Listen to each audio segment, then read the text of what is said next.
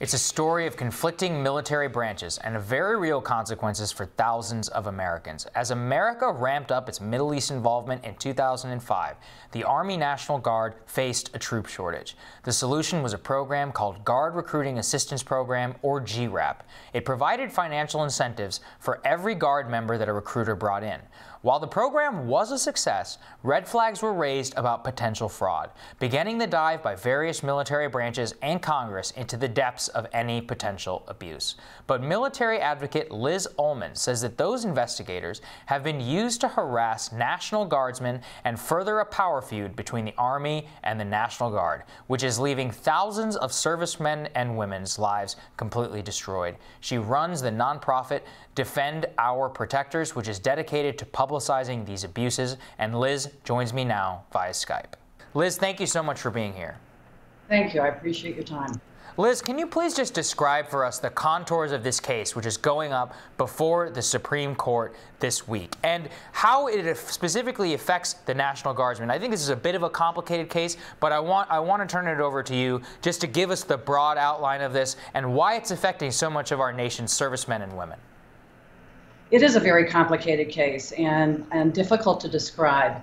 Essentially, the National Guard subcontracted a cash incentive program to an Alabama company called DocuPack. DocuPack was charged with the mission of increasing recruitment by providing cash incentives to existing soldiers to bring in new soldiers. This started in 2005, it ran through 2012. Along the way, the Army audited the program and saw that there was potential for fraud. And in fact, they specifically called out some of DocuPack's practices as potentially fraudulent and said that DocuPack probably owed the U.S. government money. This got turned on its head, and instead the Army Criminal Investigation Division began investigating the soldiers who participated in the program. And this was years after the program had ended, actually. And the criminal investigators began to rely on the memories of those who were recruited in order to allege fraud. They would go up to a recruit.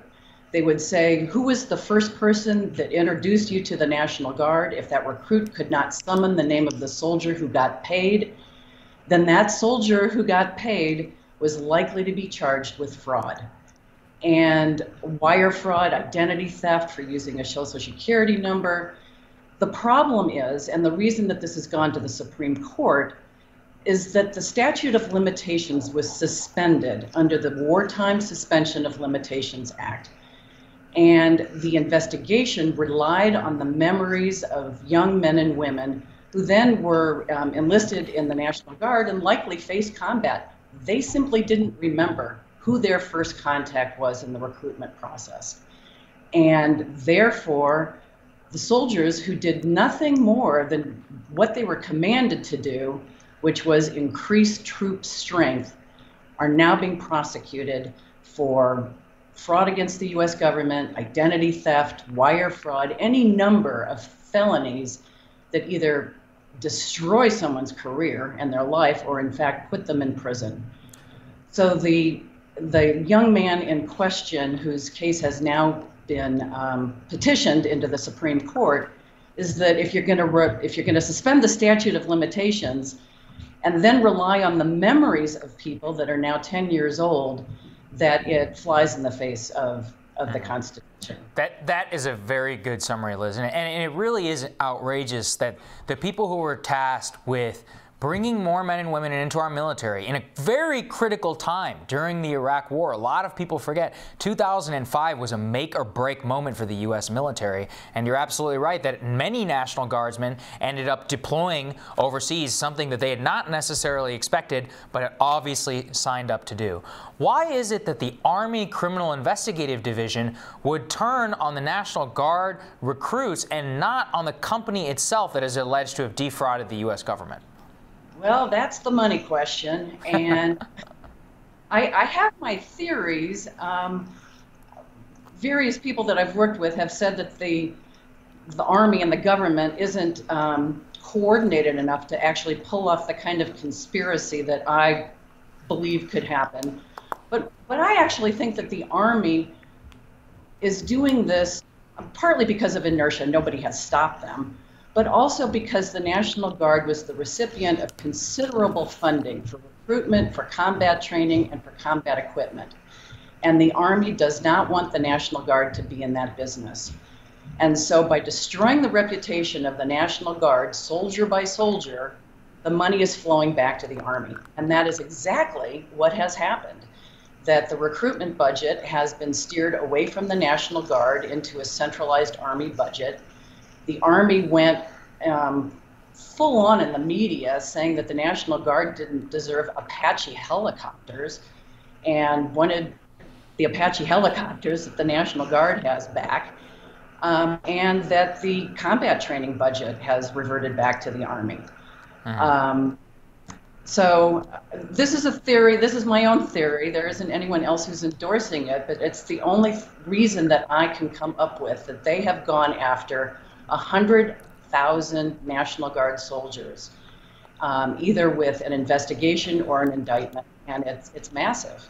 It's destroying the morale of the National Guard.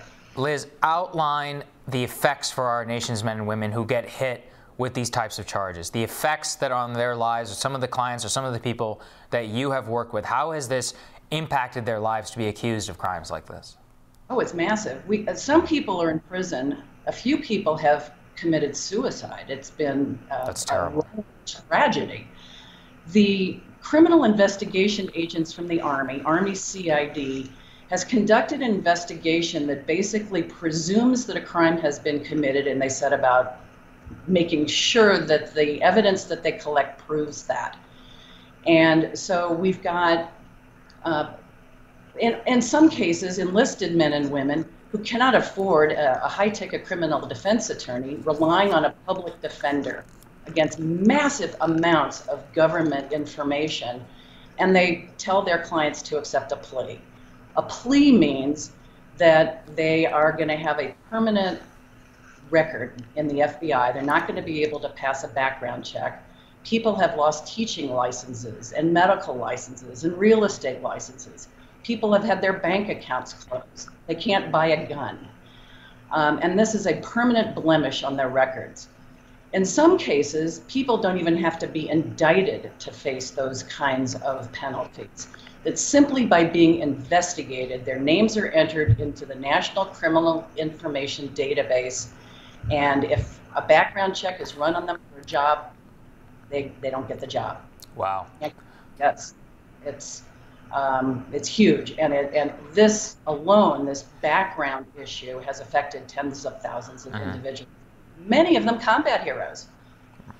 Final question for you, Liz. How do you expect this to prevail in the Supreme Court? What is the implication of the Supreme Court case? If it does prevail, will we be able to go and to wipe this blemish off the record of these of some of these service members, or is it simply just a forward-looking precedent-setting case?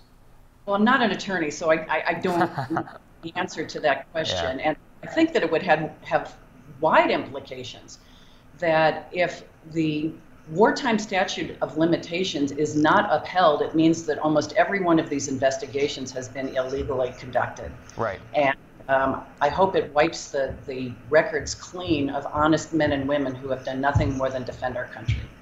Well, thank you so much for joining us, Liz, and highlighting this important case and for the important work that you do for our nation's heroes. Thank you very much.